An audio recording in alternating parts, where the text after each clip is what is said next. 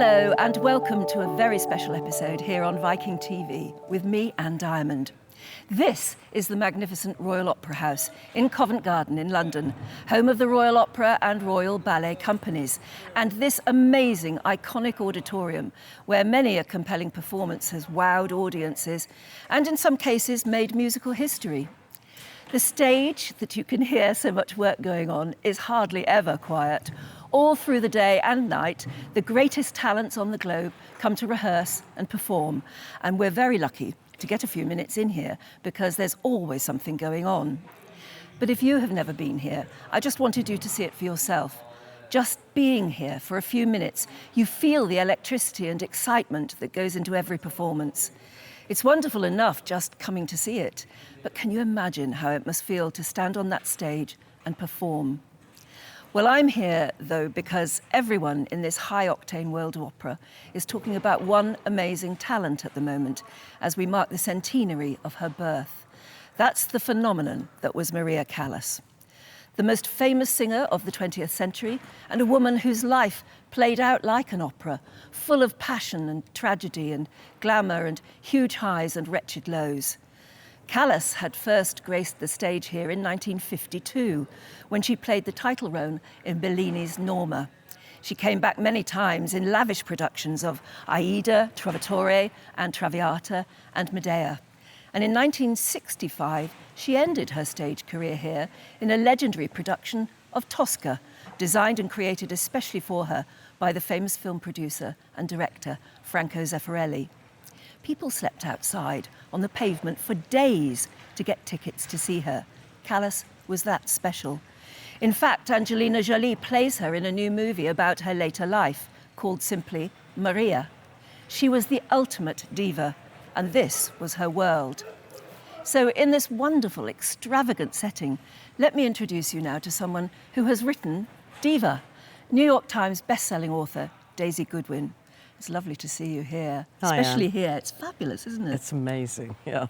It's bringing quite a sort of, I don't know, it's giving me goosebumps because this is where, Maria sang so often. Yes, this is where she had some of her greatest ever triumphs. Absolutely, absolutely. And I can't imagine what it must have been like to be so powerful, to stand on that stage and face this auditorium and have everybody spellbound. But she was like that, wasn't she? Absolutely. And, to have a voice which you could hear right up at the back of the gods. I mean, no amplification for opera singers. I know, isn't that incredible? I mean, what people, I think, don't realise is that opera singing is, as much a sport as it is an art, that they have to, it's a really, the sort of technique involved is astonishing. While I was writing my novel about Diva, about Maria, I took some opera singing lessons just to sort of feel what it was like to sing like that. Are you a singer in any way? Well, I can sing a little bit, but I'm not a kind of singer. But you were put through the ropes, the sort of athletic hurdles that they had to do. And you just sort of suddenly understand that everything they do on stage, they're doing backwards and in high heels because they're also going through this incredible physical workout too. And what made Maria Callas so special was that she managed to sing so beautifully, but also act. I mean, really act. But, you've got to remember that every opera singer is acting at the same time as running a marathon. That's what I find so astonishing. Yeah. And she was very well known for being a compelling actress. So compelling, in fact, that, people would be, she did Tosca here, sort of her last great performance was Tosca here. And at the end of Act 2, there's a moment where she's not singing, but she's murdered Scarpia, the villain. And she's just walking around on stage and she puts a candle at one end of his body and one at the other end. And she's not singing, but the whole audience is spellbound because she's just so compelling as a performer. And that is just incredible. But I understand when you did those singing lessons, you found that you had quite a high range yourself. I was, yeah. I'm a soprano, which I didn't expect because I've got quite a low speaking voice. And then suddenly I was sort of hitting all these high notes. You hit a high C. Yes. Now, Callas outdid you because she could go higher than that. Oh, yeah. I mean, but she did when she wanted to show off. She could hit the C, E flat at least above it, I think. Exactly, and she knew when she'd got it. But that's, I guess, when she also sensed that maybe like other athletes, and sports figures. She knew when she was losing it too. So this was her last big opera. I think so. I mean, I think it was... The thing about Callas is that she had this astonishing voice which could sing everything. So, like, in her early 20s, she was singing Wagner and Bellini, which is like running a marathon and doing 100-yard sprints in the same week. Time. I mean, it's just amazing. But I think her real issue was that her voice started to go much earlier than really it should have done. I think now opera singers are trained to kind of take it easy and to kind of stagger their performances, because you've only got so many. You've got a finite number of great performances in you, and I think she did too much too young. Gosh, that's a harsh thing to learn, though, if that's your raison d'etre, isn't it? But there was another life to her as well, and that's why you wanted to write a novel rather than just a biography. You wanted to get inside her. Yeah, I want to get inside it. I've read all the biographies of Callas, and they're good, bad, and indifferent, but they're basically all, to some extent, about the biographer, you know, about their take on Callas. And I felt, once I started looking to see what was true and what wasn't true, there's an awful lot of sort of murky area there. So I decided that really all I wanted to do was to be inside Callas and try and imagine the world from her point of view. And that's quite hard to do in a biography. Because she did do interviews, but she never gave very much away at all, did she? Well, the thing about her interviews is that you have to look at her face, not listen to what she's saying, because her face is so expressive that, you know, although she's saying, Mr. Onassis, he means nothing to me, you can see her face going, oh my God, you know. So I tend to look at it for the subtext, not for what she's actually saying. But at the same time, if you're writing a novel about a real person and other real people in her life, how do you know you're being authentic enough? Well, I don't know. I mean, I feel I've got her. You know, I feel like I just imagine what it was like to be, you know, that's what I do as a novelist. I mean, as a writer, I have to use my imagination. What's it like to be this incredibly gifted, I'd say a genius, you know, who's got this incredible power, who is, you know, artistically completely driven and focused, wants to be the best she can possibly be. But she's also sort of, you know, looking for something else, and she finds it in performance because the love she gets from an audience is tremendous, but she's not finding it off stage. So she's not finding the kind of, I don't know, unconditional love that every person needs anywhere else. You never saw her, never met her? No, I never saw it. Well, I mean, you know, she stopped performing. She'd stopped performing when I was a little girl, so... But my father saw her perform and said it was mesmerising, absolutely mesmerising. He saw her perform here, yes. Oh, wow. In Tosca, so, you know... In that final... Yeah, in that final thing. And also, I knew, and I'd met Franco Zeffirelli, so I had some idea of her from him. And... you know, you watch her on stage and you sort of read about what she said, but also I just listened to her singing. And, you know, you can tell what's going on there. You can tell an awful lot from Maria about her voice. And one of the things that I wanted to do was to really make it a novel about her music as well as her life, because I think the problem is that, you know, the books about Maria tend to divide into the ones that talk about her private life, which are sort of gossipy, and the ones that talk about her singing, which are very sort of rarefied. And actually, I don't think you can separate the two. So I was trying to kind of get the idea of this kind of, you know, this person with this superpower of being able to sing, so, you know, move people to tears, and what it's like to be that, and also her sort of mortal life, you know, and the kind of the difficulty of being both Maria Callas and also Maria, you know, a woman.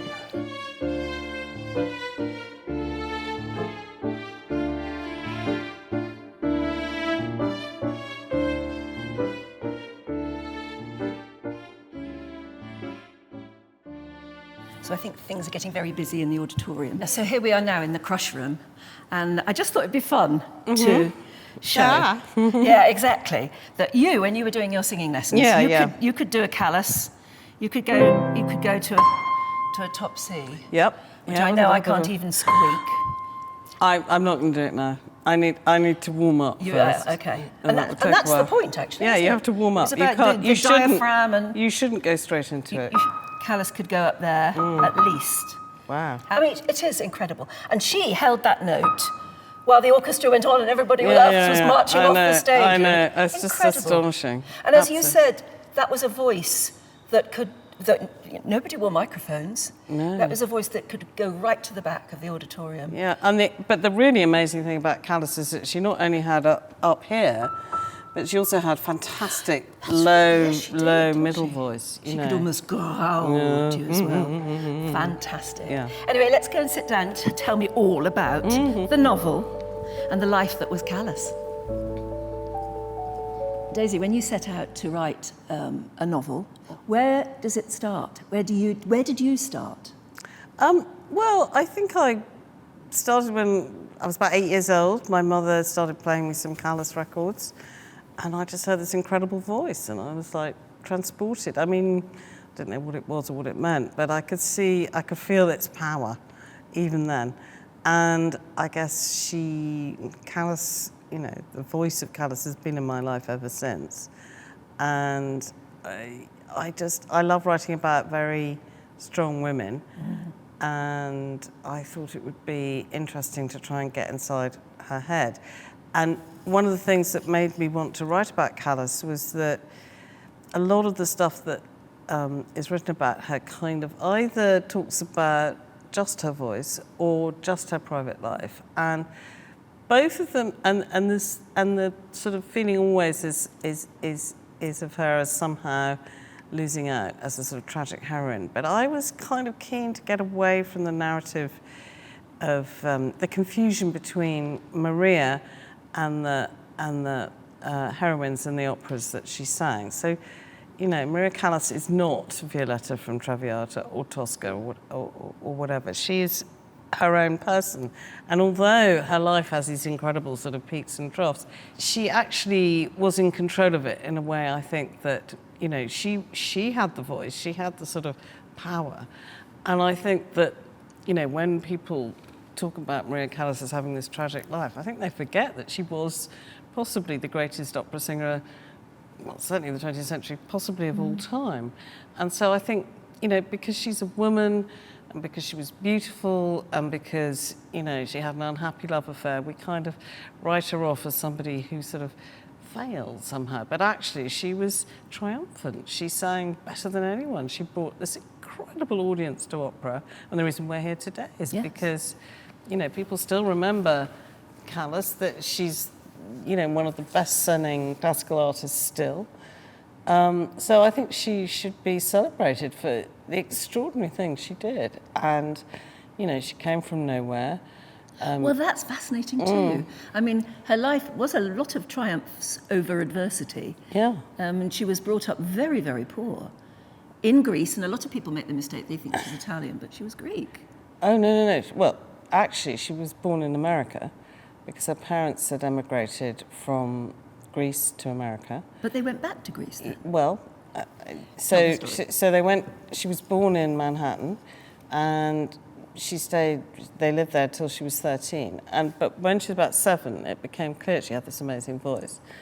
And her mother, who was incredibly ambitious, the sort of stage, you know, the classic stage mother, she realised that if they stayed in America, that, you know, Maria would go to Juilliard and would have a career there, which would have been perfectly possible. But the problem was that Maria's mother, Litsa, didn't speak English, and she was desperate to take control of her daughter's career. So the reason that they moved back to Athens in 1937, which is not a good time to move back to Europe, just before the Second World War, was so that Litsa could have complete sort of control over Maria's development, and also she wanted to show off this sort of prodigy to her family. Her family weren't interested, of course, but, you know, so Maria, as a 13, 14-year-old girl, was, you know, who was an American girl, was pretty furious to be dragged off to Athens, you know, to spend the rest of her adolescence there. And relative poverty as well, because of course the war was happening then. Yeah, I mean, you know, they went through well, the war started in 1939. Greece was invaded by the Italians and then by the Germans, and that was a very difficult period. I mean, Maria was at the conservatoire. She had wonderful singing lessons. She was performing, but there were times of real poverty. And then, of course, there was the Greek Civil War. So, you know, it was a very tricky time. I mean, they weren't living in abject poverty. I mean, they had enough money to live on, but it was not the same as living in Manhattan, you know. But she used to complain, didn't she, in later life, that her mother made her sing for the family's living? Yeah, I mean, yes, I mean, I think Maria liked to make stories in her own way, but I mean, clearly there were moments where she was taken to perform and in front of soldiers and they were paid in food. You know, it wasn't like she was singing in the street for pennies. It was more that, you know, the Germans and the Italians loved opera and Maria was taken off to sort of perform for the troops, for the enemy troops, which obviously was quite dangerous after the war because there was a lot of, you know, working out who'd collaborated and who hadn't, whatever. And, you know, Maria left Athens as soon as she could. Was she accused of collaboration? I don't think she was directly accused, but, I mean, you know, Greece at that time was a very divided country, so I'm sure there was a little bit of that going on. Anyway, she was better off going to the States. What about her relationship with her mother? Her relationship with her mother was extremely difficult. I mean, you could argue that Callas would not have been Callas without the mother, but on the other hand, I think the mother kind of gave her a kind of overwhelming desire for love that she would never, ever achieve. I mean, the mother had an older daughter, Jackie, who was kind of blonde and petite like her, and then there was a son who died, and then she got pregnant with Maria, and she was hoping for a son, but then this daughter emerged, a daughter who was, you know, large, dark, you know, didn't take after her side of the family, took after the sort of her husband's side of the family. And she was pretty kind of, I think, suffered from postnatal depression, had emigrated to a different country. So Maria, I think, was not a loved baby. And I don't think was really noticed by her mother until the mother realised that she had this extraordinary voice. And so you can see that for this little girl and then later this woman, she equated her voice with being the only thing that would make people love her. Oh. So I think that is very sad. And, you know, obviously, relations between mothers and daughters is tricky, but I think Liza was obviously a very difficult woman. I think she, you know, really wanted to be centre stage herself. And, you know, I think Maria was infuriated by her. And at the age of 30, Maria took her on tour with her to South America. And they're in Mexico City. And Maria's mother, Liza, says, I'm going to New York now, and what I need is a fur coat. So Maria takes her to a fur coat shop, buys her a fur coat, and then Liza says, yes, but I also would really like to get one for Jackie, the older sister, at which point Maria just loses it because she's so jealous of Jackie and she thinks she's never going to be first, even though she's the one who's taken her on tour and buying her the coats and whatever, and she just says, that's it, I'm off. And they never speak to each other again. That's astonishing. I know. But then, you know... It's astonishing, but yes, it's a fiery temperament as well. It's a fiery temperament, and like Britney Spears, Maria Callas had the sort of horror of having her mother publish a book about her while she was still alive, which I think is just... Yeah, she said some really horrible things, didn't she? Yeah. The mother, in various newspaper interviews, I think she said, I begged Maria for just $100 a month, and she won't even do that. No, and Maria apparently wrote back and said, well, it's a scene in my book that, you know, just before Maria makes her debut at the Met, which is, you know, a huge deal in New York, there's a Time magazine piece, which is, you know, then a very, very big deal, and they put Maria on the cover, and she's the first opera singer, the first Greek ever to be on the cover, And inside, in the article, is a quote from the mother saying, you know, I asked Maria for some money, and Maria told me, you know, you're only 50, you can go out and make a living, and if you can't, why don't you just throw yourself out of a window? And, you know, Maria might have said that in a letter, but it was not to be quoted. And Maria was devastated and thought everyone would hate her and was sort of ready to cancel the performance, but then, you know, went on. And that's the trouble, it haunted her as well, because every time she sat down to do an interview with the press herself about her music and about her singing, she was always asked that. And she was always asked, you're a very fiery, temperamental person, and she would always smile and say, well, it depends what you do. Well, I mean, she clearly She had to fight off those accusations always, though, didn't she? I mean, you know, I think it's one of the problems of being a woman in the public eye is that you're always defined by how you look and how you behave, and you know, it's impossible. It's very hard to imagine people asking those things of men. How you look is an interesting one, because she was tormented by the fact that she always had problems with her weight, didn't she? She was she called herself chubby at one point, and she desperately wanted to be Audrey Hepburn. Yes, I think she, well, I mean, basically, when she started as a singer, she was about, I think she was 220 pounds. She was big, but she was also tall, so she was 5'9". And, you know, opera is the one place where it doesn't matter how big you are. And she was an incredible performer, had an incredible voice. Nobody really cared. But when she was cast as Traviata, as Violetta in Traviata, consumptive heroine, she, I think, began to think, I want to change the mould here, I want to look different. And as you say, she saw Audrey Hepburn in Roman Holiday and thought, I want to look like that. And she went on this very strict diet of steak tartare, as far as I can see. Well, that's what she always said, isn't it? That it was steak tartare. And that was maybe the excuse that maybe she'd had some sort of a tapeworm. And they did that in those days, didn't they?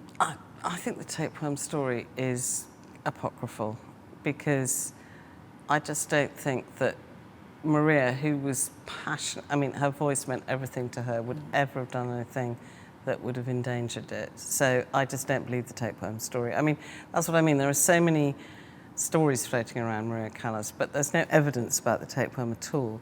And I personally think it's much more likely that she just had unbelievable willpower, which she obviously had, and she just decided, I want to look like that, and that's what she did. Yeah. She did it perfectly too. Yeah. I mean, she looked absolutely wonderful in her heyday, didn't she? Yeah. Absolutely wonderful.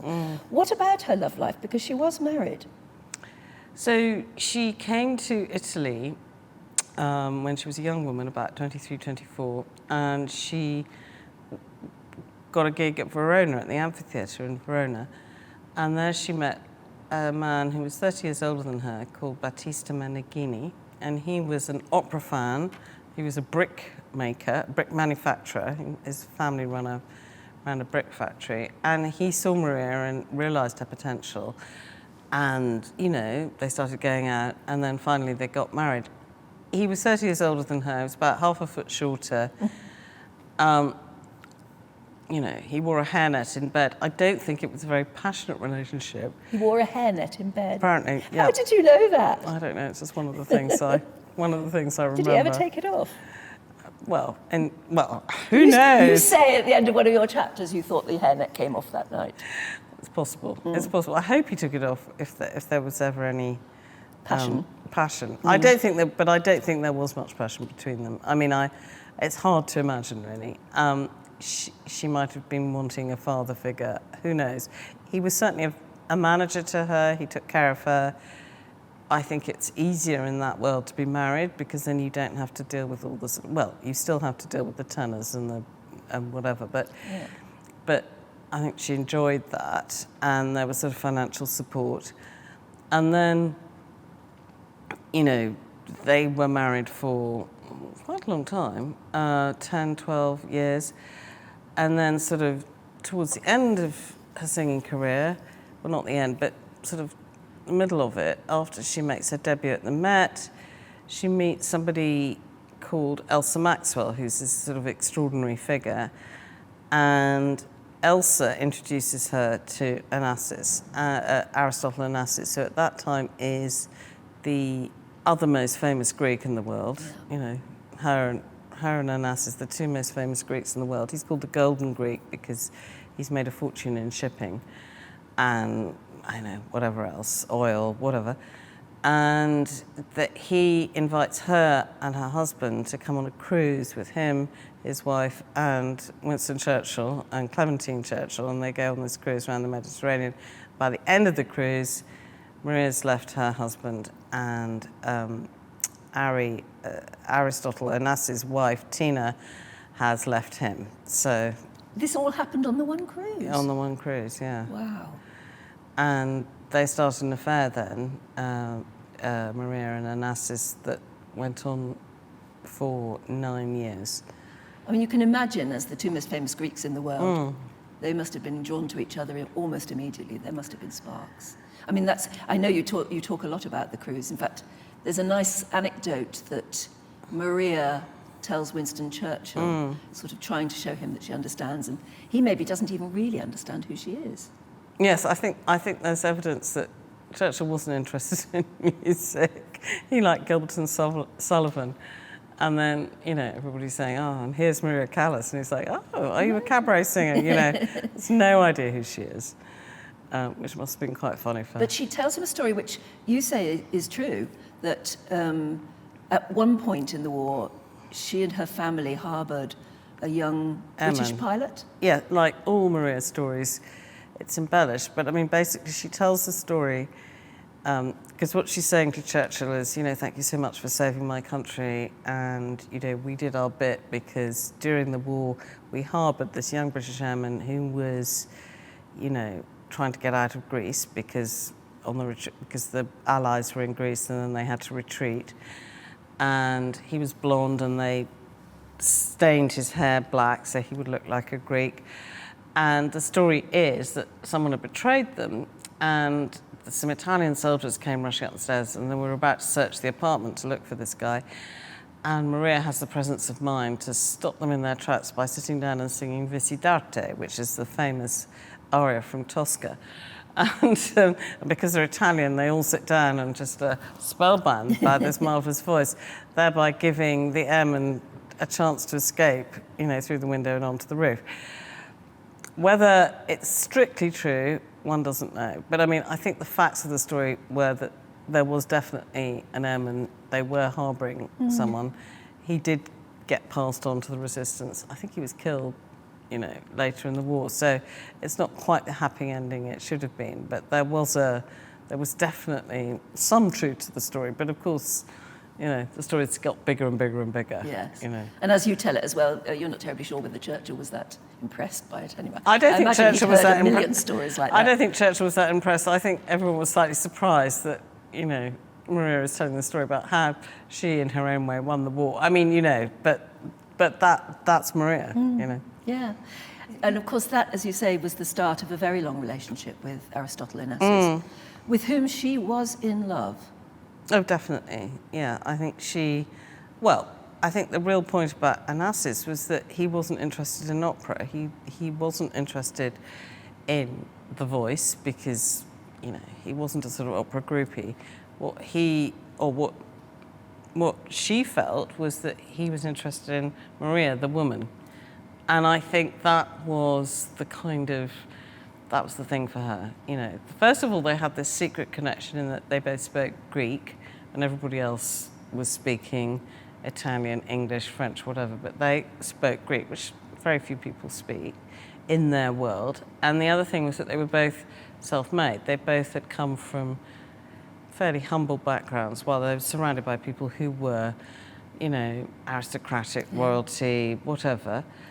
And also, I think that, you know, there was clearly a very strong physical connection. And I think, you know, with Onassis, is the first time that Maria had enjoyed having sex. I mean, that's obviously, there's the physical connection which she'd never had with her husband. So I think it was a very... well, the way you write it, it's very passionate. Yeah, no, it is. Very instant and very... Yeah, no, I mean, that's the only way those things happen. Yeah. You don't... I mean, you know, it wasn't his money, and it wasn't his mind. I think it was a really physical connection, and she realised this is, well, I think she felt, here is somebody who loves me, not my voice, whatever, just loves me. And tell us the story. There's a lovely scene you write where he has decided to buy her an apartment, and well, you tell the story, but she's not terribly sure she should take that sort of gift from him. Yes, no, she's extremely... was it in Paris? I think it was in Paris. Yes, she's very scrupulous about what she would take from him. Like, for example, when she flew on Olympic Airways, which is an airline that Onassis owned, she would always pay for her own tickets, which, I feel is kind of interesting. And then he buys her this apartment in Paris in the Avenue Georges Mandel. And I think she is... she doesn't want to take it at first because she feels it's like she's like a kept woman. And I think she's in two minds, but then she gets there and then she thinks, well, okay, Well, she's terribly impressed by the fact that he's put so much thought. Yeah, he's finding absolutely the right apartment for her. Yes. And, that it's got south light and, there's a room for her piano and all that sort of stuff. So she's, she's desperate for him to feel that he really cares about her. And I think in some ways he did, but I think in some ways what really attracted to him was that, what he liked were famous people. And unfortunately for Maria, at that time then, the widow came along. Yeah. And do we know that she ever called her the widow? But that's how she refers to Jackie Kennedy in your book. Yeah, I think she probably did call her the widow. I think, it's a very sort of serpentine story, but basically Onassis was never faithful really to Callas, but first he had an affair with Lee Radziwill, who was the younger sister of Jackie Kennedy. And I think Lee was the one that Maria really hated. And then in 1963, just before Kennedy was assassinated, Jackie lost a baby. And she was obviously traumatized by that. And Onassis invites Jackie and Lee to go around the Mediterranean on his boat. And he boots Maria off. She's not happy about that. And that's when So Onassis... he gets rid of Maria so that he can have Lee and Jackie on the boat. Yeah. Yeah, exactly. And of course, these things all get reported in the press as well. Exactly. So Maria would have known that she'd been supplanted. Well, she wasn't supplanted then, but she knew that, because they carried on having an affair, but she knew that, but the point was that, he'd found somebody even more famous than she was. And my feeling is that that was the point where Onassis had decided, I'm going to have her, meaning Jackie Kennedy, but he didn't know that JFK was going to be assassinated. But the moment he was assassinated, Jackie asked him to come to the funeral, which was quite unusual. Yes. So he came to the funeral, and after that, I think they were probably seeing each other in secret. And then after Bobby Kennedy was assassinated, that's when Jackie said, right, let's get married, because I think she wanted the security of being married to Onassis. And I think probably Onassis was sort of slightly bulldozed into it. I think he would have been quite happy not to have married her for lots of reasons, including losing Maria. But, he couldn't get out of it. And it is absolutely heartbreaking, the scene you portray, where in the end Maria realises that this has happened. Because she's about to sing here, isn't it? I think she's about to sing here in Tosca. I think we might be in the danger of spoilers here. Oh, we are right. Okay, well, yeah. Sorry, yes, I don't want to give it away, but it's such an amazing story. Yeah. And it's so terribly sad. Well, I think it's sad, but you see, I also think that through her affair with Onassis, I think Maria got an extra kind of level of performance that perhaps she might not have had otherwise. And I certainly think her last Tosca, which is about a woman who's betrayed, a woman who's kind of worried that her lover is cheating on her, and then realises he isn't, and then has to kind of do this incredible thing to kind of is prepared to sleep with the enemy for the life of her beloved. And I sort of felt that her relationship with Scarpia, who's the kind of villain in Tosca, had a lot to do with her relationship with Onassis, you know, that she loves him and hates him, and there's, you know, and all of that I think is fascinating. So I think there was probably a depth to her performance that you wouldn't have got without her relationship with Onassis. I have to say, I recommend, because I did that the other night, reading this whilst listening to her sing, because it makes you want to, you literally feel the highs and lows and the passion and everything else. It's absolutely I certainly remarkable. wrote it while listening Did to you? Callas. Yeah. Because she just has the most marvellous voice. And when you look at old movies of her, she sings a lot like that. And I don't know, she must have loved her hands. I think she had very long, slender fingers. Beautiful hands, yes. And I think she liked to show them off. But she was always singing from that sort of standpoint. And very occasionally she would open up. But most of the time she sang like that. And it's absolutely beautiful to watch. Yes. Even though she doesn't actually do much with them. Yes. Well, it's always a problem, what do you do with your hands, isn't it? So Well, I don't know, I suppose you imagine a lot of opera stars might fling them around a lot, but she didn't. I think she did when she was doing... Well, I think what she realised was that, you know, the big arm stretching gesture that's the finale. Yes, you can't do anything after that, really, can you? That's why she was so clever. She kept it in. But good point, yes. Yeah. And she's not scared of standing on stage and not doing anything for a long time.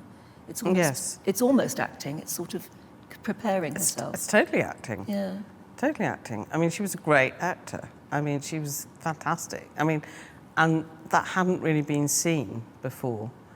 It's fascinating you said we mustn't do any spoilers, because that's what's interesting about the style of book you've written. Because even though people who know Maria Callas know about her life, you add more. Yes, I mean, you suck people right in to that world. I hope there's a way of telling the story that you don't always know exactly what's going to happen or why. And there are a few things that I've sort of tried to suggest and spin out that, you know, I think is what happened. But I've tried to tell it in a way that it's not a biography, it's a novel. So I've tried to tell it in the most interesting way possible. And I wanted to, that's why I started with the night when, the night which I think she gave the greatest performance of her life, which is when, you know, she goes, she leaves her Paris apartment, the one that Onassis gave to her. She's going out with her friend Franca Zeffirelli. They go to a premiere. She's beautifully dressed, you know, in full diva mode, you know, the jewels, the makeup, everything. And then they go to Maxine's, which is this restaurant in Paris where she always used to go with Onassis, and there's press everywhere, and she's smiling and not a care in the world. And everybody knows that on the other side of the world, on the other side of Europe, rather, Onassis is marrying Jackie Kennedy in Scorpius, the island where Maria and Onassis were happy. And that, I thought, you know, so she was determined to put on this performance to show that she didn't care. And I thought that was an extraordinary thing to do. And that's what she sort of did a lot in her life. Yes. Do you feel sorry for her? I don't think you feel sorry for a genius. I mean, I don't think she really made any mistakes. I feel sorry that she didn't have a better mother. But on the other hand... Didn't have that great a father either, did she? No, I mean, neither of her parents were particularly helpful. But I suppose on the other hand, I think a little iron... I don't think she would have been the artist she was if she'd had a completely happy childhood. I don't think any genius who achieves their greatness has a happy childhood, because, you know... They often don't, do they? No, Gosh. You have to have something that eats away at you, makes you want to achieve. So what sort of journey has writing the book taken you on?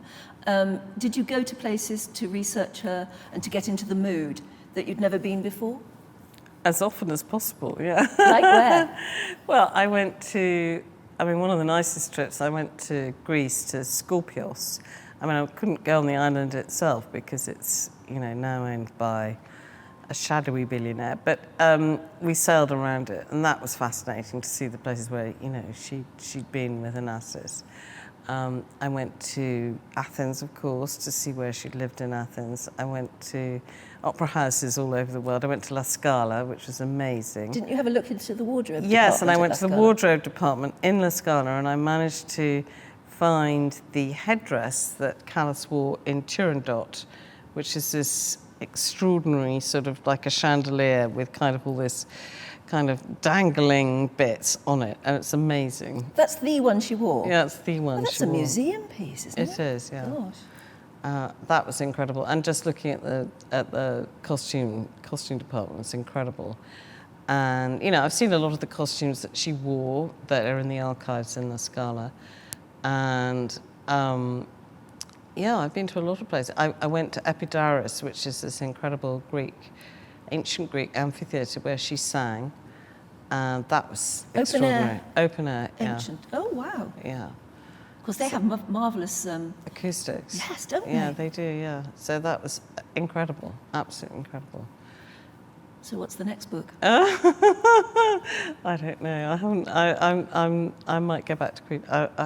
I'm thinking about an idea about Queen Victoria, so another one, later life. So that'll be fun. But I mean, Maria, you know, it's hard. You know, you become very consumed by these characters, so it's going to take a while for me to let her go completely. No, well, don't. As I say, I recommend reading it whilst you're listening to her. Well, and actually on the back here, there's a playlist. Oh. Well, So that's a playlist. I wish I'd that's known a playlist. before. Oh, wow. You Brilliant. just scan that, and then you go straight to Spotify, and it gives Her you amazing my... voice. And you don't think she's been surpassed in all this time? No, I don't. I mean, you know, the point is there are people with greater voices, definitely more beautiful voices, but nobody with her dramatic ability and the incredible intensity. I mean, the point about Callas is that when you hear Callas sing, you know it's Callas. And that's, you know, there are other singers and maybe you'd recognise, but you always know that it's Callas. And I think she just brought a different, intensity, colour, you know, to the role that nobody else did. I mean, she was clearly inhabited by those roles. And I know, very difficult, I think, to be an opera singer and, you know, to have this ability to transport people in a way that, I mean, I suppose actresses do it on stage, but when you're singing and you've got this audience and you've got the orchestra, I mean, that's extraordinary. I mean, that's real power. You've got them all there, you know. She had the whole package, as they say. Certainly did. Daisy Goodwin, thank you very much indeed. And Darwin, thank you very much. That was lovely. Thank you. It was great.